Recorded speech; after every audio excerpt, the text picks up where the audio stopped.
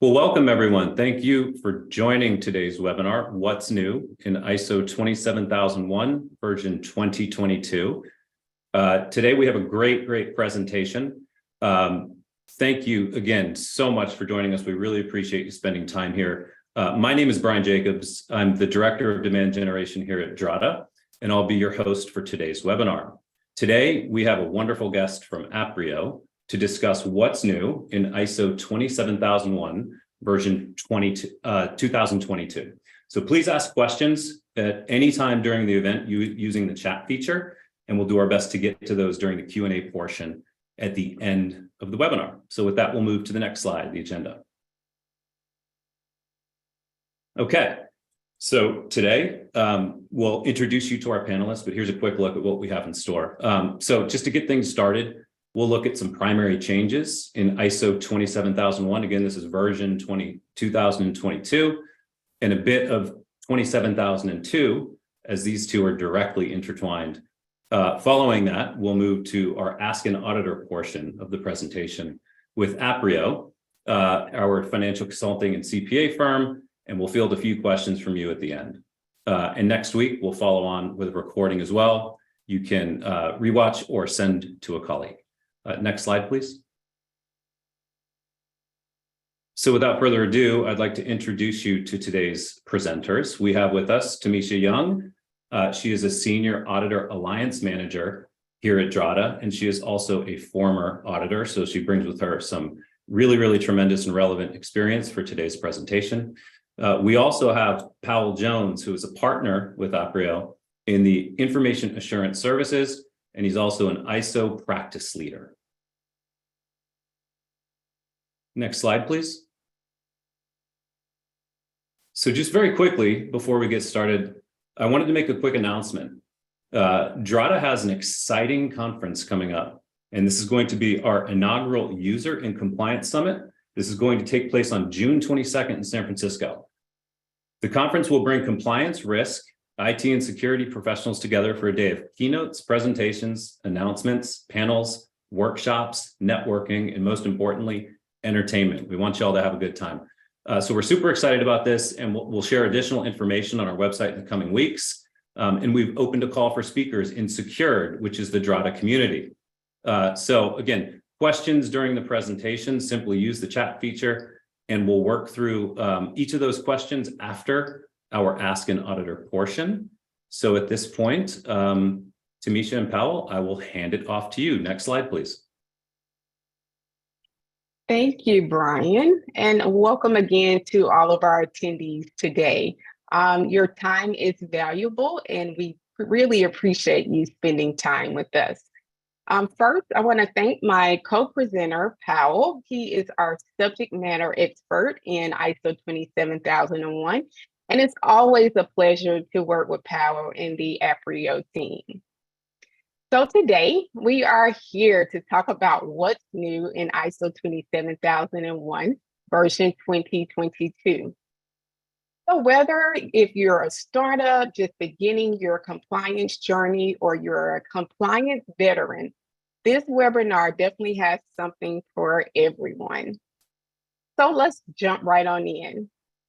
So Powell, can you share with our audience today some important transition dates that they may want to save to their calendar? Next slide. Certainly, Tamisha, thanks.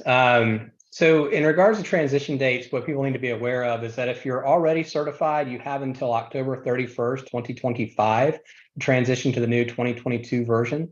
Gives you plenty of time to make updates, implement the new controls, revise any management system requirements that you may have in place. However, if you're a new certification applicant or if you're going through a recertification, you only have until October 31st of 2023 this year to complete your certification or recertification under the 2013 standard. After that date, you have to move to the 2022 standard. So need to keep those dates in mind. And then if you're already certified and you're in a certification cycle and you're waiting until the October 31st, 2025 date or sometime later in between this time frame, be aware that you're required to have a half day added to your audit time during your surveillance audit to transition to the new standard. Thanks so much for sharing that information with our audience today. Really breaking that down and making it clear, I think brings some valuable information to them. So I'm going to do an overview of ISO 27001 for version 2022. So back in October, I had the pleasure of attending the ISO 27001 transition tour. And there we really kind of discussed the methodologies behind the revision. And I really believe that these changes and updates are for the better. As a former ISO 27001 lead auditor, I felt like the document has really been simplified. It's much more user-friendly, easier to understand and implement. And I think it has some relevant, the controls are very relevant to the threat landscape and emerging technologies today. So in the next couple of slides, we're going to dive deeper into Annex A. We're going to also explain some of the changes in regards to the control structure, and then also highlight some new controls that are relevant to several of our attendees here today. So Powell, can you explain some of those key changes to the framework? Sure. So both the, if we could go to the next slide, please. So some of the changes happen in both the 27001 document and the 27002 document. Both of those documents were revised as part of the change to the 27001 2022. The changes in the 27001 document are not really wholesale changes. It's more, changing the language to make it more clear, to make it easier to understand, clarifying some of the management clause requirements, those types of things, but not really any major new requirements that were added in the 27001 changes. Most of the changes are coming in the 27002 document in regards to the Annex A controls. So we'll get to the groupings and the themes in a minute. But essentially, the framework has been streamlined. Duplication's been removed. There were 11 new Annex A controls added. But some of the things that I'd like to highlight in regards to kind of changes to management clauses when we look at the 27001 document is that there's a few things that got introduced that I think are kind of important. You look at clause 4.4, for example, information security management system. There's a requirement now that processes and their interactions be identified. And so what that means is for each of the Annex A controls that are relevant to your organization, or each of the management clauses that are relevant to your organization, they should be mapped to processes. So we know how those things apply within your ISMS. Another one that I thought was important is clause 6.3, planning of changes. You have to document now any changes you make. You have to document the planning exercises you go through in making those changes. So that's something that's new and will be required going forward. The other one I'd like to highlight is clause 9, performance evaluation. So companies now will need to have a method to monitor controls. You want to be able to see what the results are of those controls and be able to assess trends across your organization. I think a lot of what the changes that came to the 27001 version 2022 is really to make it more relevant to the current threat landscape, but also make the standards and the controls a little bit more malleable so that you can adapt to new threats and new changes and new vulnerabilities that get exposed, so that you can modify your ISMS and have a little more flexibility to do so. And the thought behind that is that the Annex A controls are now specifically identified as a baseline set of controls instead of an all-encompassing set of controls, so that it's something that can be built upon depending on the nature of the risks and the threats that are prevalent in each company's organization. Next slide. So let's talk about Annex A. So as Powell mentioned, Annex A may look and feel a little different, but most of the content really is the same. So not a complete overhaul of the framework. So if you're familiar with version 20, 2013, there were 14 domains, which are now are 4 themes. So themes are the new domains. I really like how the new themes are actually categorized. It kind of really makes sense to kind of group the controls by responsibility. And Paul will go into a little more detail about that shortly. The next set of changes are really the changes in the number of controls. So before there were 114, which there are currently 93. So there were 11 new controls added. 57 were revised controls. So a lot of the language associated with those controls have been updated. And then 24 were actually merged, right? To reduce redundancy and overlapping of controls.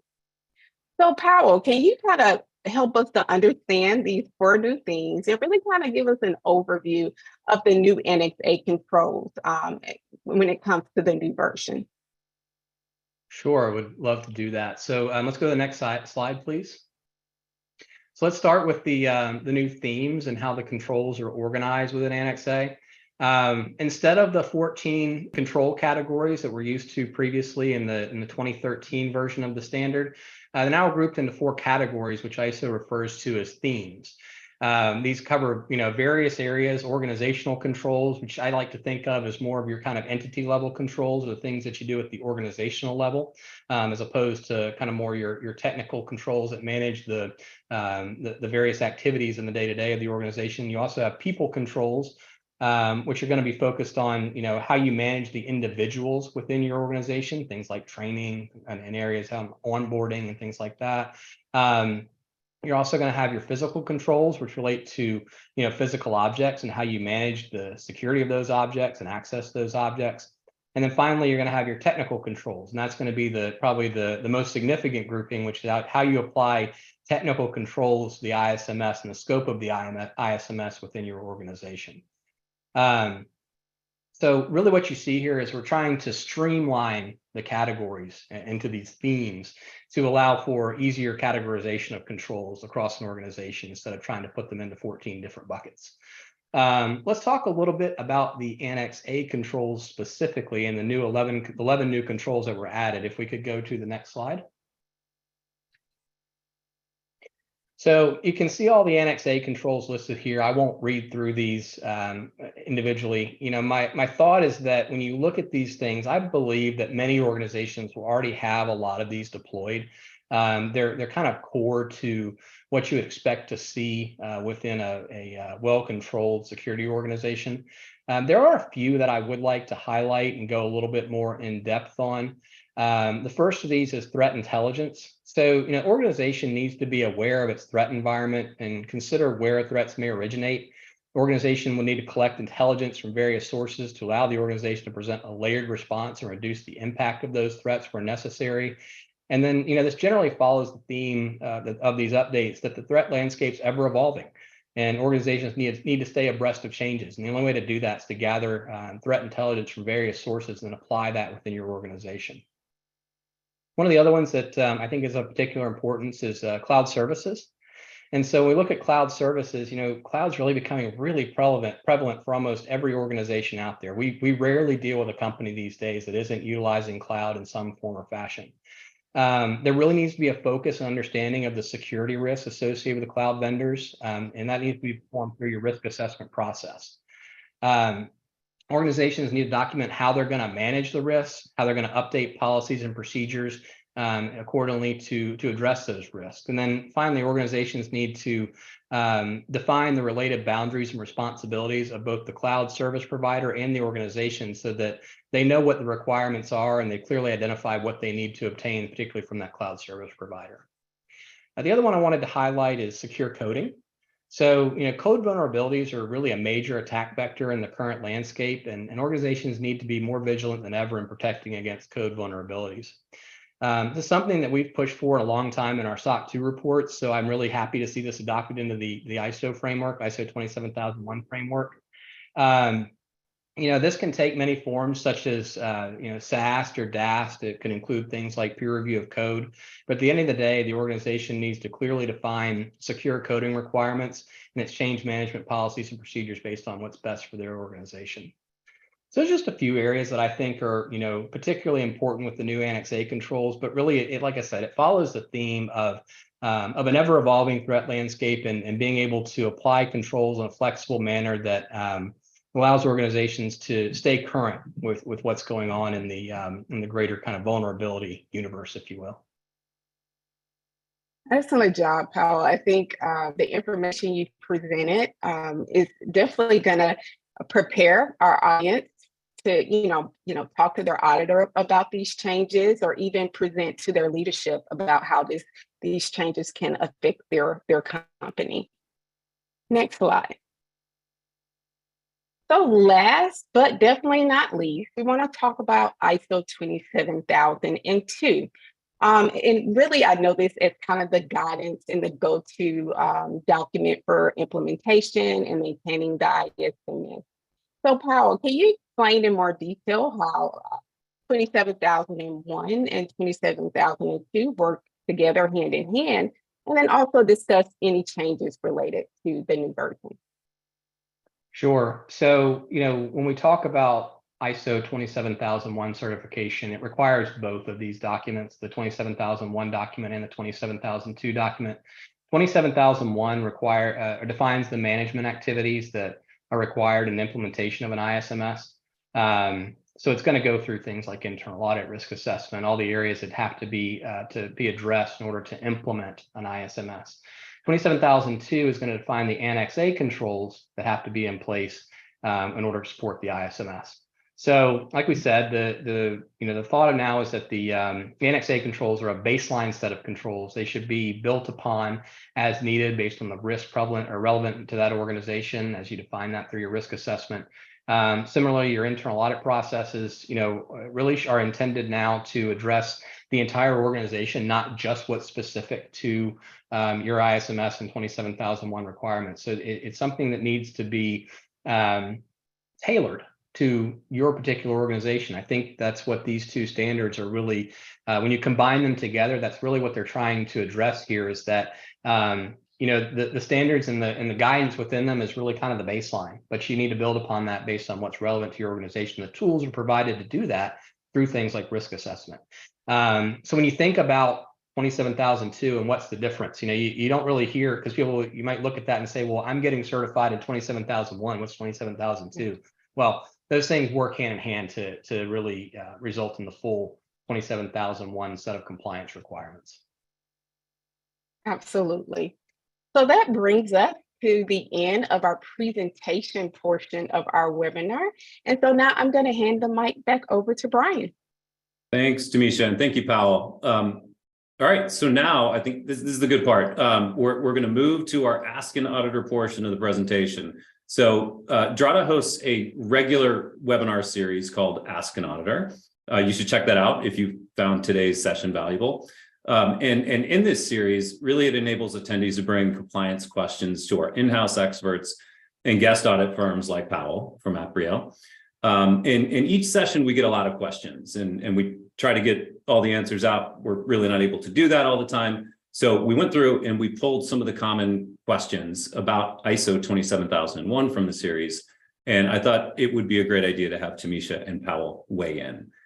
So we'll go ahead and get started on these. So the first question, and I'll let you all sort out, how you want to answer these, tag team them. The auditing process has changed dramatically in the past several years. So moving to a remote approach in auditing. And so ISO traditionally requires on-site audits. So in this, new remote world, where do we see that going? So I think, Powell, maybe we start with you on this one. Sure. And it's definitely a relevant question. I mean, we're so used to performing on-site audits for ISO, and then, COVID happened, and all of a sudden, we said, well, we can't stop doing these audits. They're going to have to be conducted remotely. So how do we handle that? What I think we've seen is that ISO audits can be conducted remotely effectively. So, I would expect that that we're going to see this continue to be something that's relevant. We've been moving towards fully remote audits before COVID even happened, outside of our ISO audits, looking at things like SOC audits and things like that. Especially when you're talking about technology and SaaS organizations where there's no hard copy data processed, your physical security risk is reduced very much. I can speak to somebody on a Teams or a Zoom meeting, and don't necessarily have to sit in the office with them to get the same information that I need to conduct my audit. If you're dealing with a manufacturing or warehousing company, then I still think it makes sense to perform that on-site audit. Physical security is much more important in that regard. We actually had this discussion with ANAB. It's our accreditation body, and it's top of mind for them as well. They're still not requiring on-site audits to complete certifications. And I really think it's going to be hard to reverse course for companies where physical security is not as relevant, workforce is decentralized. It's hard to turn around and say, well, those audits were ineffective, over the past 3 years, but now going back to on-site visits is going to make those things effective again. We've seen it works, and I think you'll see a trend that it'll continue to be the case. It's going to be very interesting, though, to see what kind of guidance comes out from the accreditation bodies as we move further away from COVID protocols. Yeah, thanks, Pal. Tamisha, anything you'd like to add? I mean, he was absolutely correct. We get this question quite a bit from our customers here at Drata, and some of them don't have any physical locations at all. And so I'm glad to hear that accreditation bodies like ANAB are really considering how businesses are evolving and how business is really handled kind of post-COVID. So he's absolutely correct. Excellent. Thanks, Tamisha. So next up is a two-part question. So the first part, what's the percentage of coverage of controls you're going to get from ISO 27001 having achieved SOC 2? And then the second part of the question is, what do companies need to do above and beyond the requirements of SOC 2 to achieve ISO 27001? I can get us kicked off there. In regards to percentage of coverage you're going to see for ISO 27001 having achieved SOC 2, generally speaking, I'd say that SOC 2 controls are going to cover around 60% of the ISO 27001 Annex A controls. That's generally what we see in most of the audits we conduct, where we're doing both audits for a customer. It's going to vary based on the specific scope of the ISMS, of course, and the controls that are relevant to that particular organization. But what I always tell my clients is that SOC 2 is going to be more of a narrow scope of controls, but much deeper in testing. SOC 2 is testing for operating effectiveness. ISO is 27001 is going to have a broader scope of controls, but the testing is a little bit more limited since it's a point-in-time audit. So the testing approaches are going to vary, but the scope of the audits is actually quite different. Tamisha, anything to add to that coverage? Yeah, absolutely. Quite a few of our clients, kind of start with SOC 2, and as their businesses grow and expand, they're looking to do business globally. ISO 27001 usually is kind of the next step. And with our platform, you're able to build off of the hard work and that was attained with the SOC 2. And so you can actually see, real time, with both frameworks within our platform. And so a lot of our customers really can see the value of having both of those within their platform. It's certainly nice to be able to have the map for you like that in the platform. I think Yes. we used to have to do that manually all the time. I'm glad somebody else is doing that now. Add some automation to it. Absolutely. When the second part of that question, what do you need? What do companies need to do and be above and beyond the requirements of SOC 2 to achieve ISO 27001? When you compare the requirements of the two frameworks, ISO 27001 has a much heavier focus on policies and procedures than SOC 2. It's not to say you don't need policies for SOC 2, just that there's not as many specific requirements for policies as you see in ISO 27001. For ISO, generally there needs to be a policy in place for each management clause and each Annex A control requirement. Implemented, each one of those is implemented, but you don't really see that specific requirement for internal audit, for annual management review in SOC 2 that you see in ISO. Also there's, like we just talked about, there's more controls that are typically in scope for ISO than SOC 2. So there'll likely be some additional an additional effort required for implementation to make sure you've got all the controls implemented for ISO 27001 when you look at the Annex A requirements as you compare those to SOC 2. That's great. Thanks, Val. Thanks, Tamisha.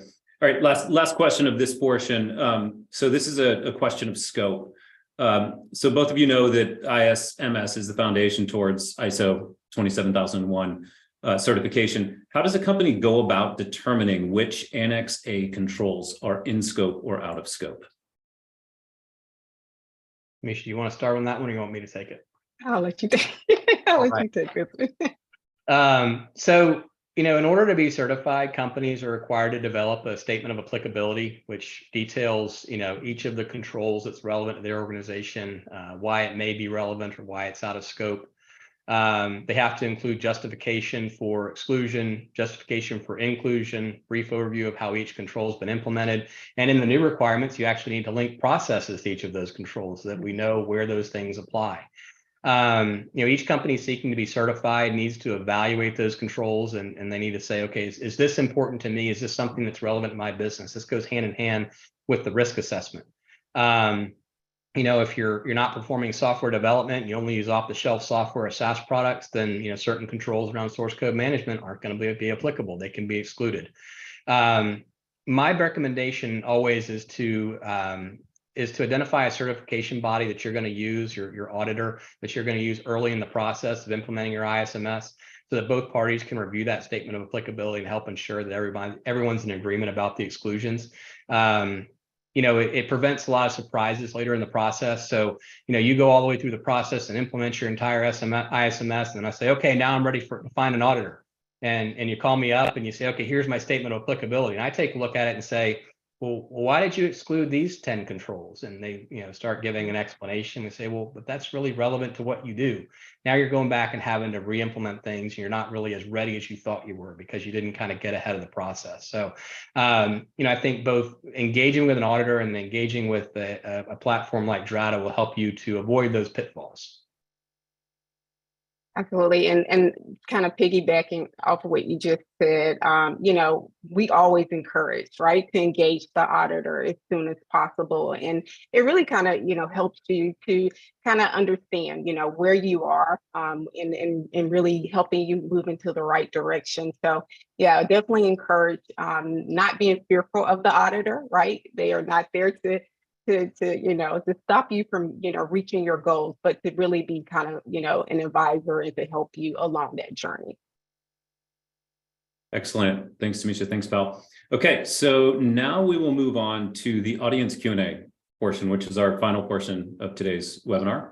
So if we can go through a couple of these here. We have a few that have come in around 2013 version versus 2022. So if we're just starting the certification process with a goal of being certified by September, would we be able to go 27001 version 2022, or do we have to do 2013 first?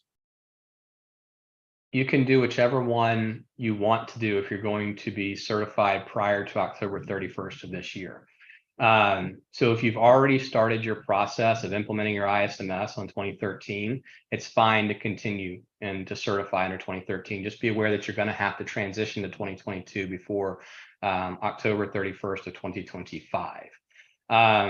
If you've just started implementing your ISMS, but you're still thinking you're going to be certified by September, my recommendation would probably be to go ahead and adopt 2022 so you don't have to transition to it later. The frameworks aren't that vastly different, and it's really a matter of implementing the extra 11 Annex A controls. Thanks, Val. Okay, a couple more here.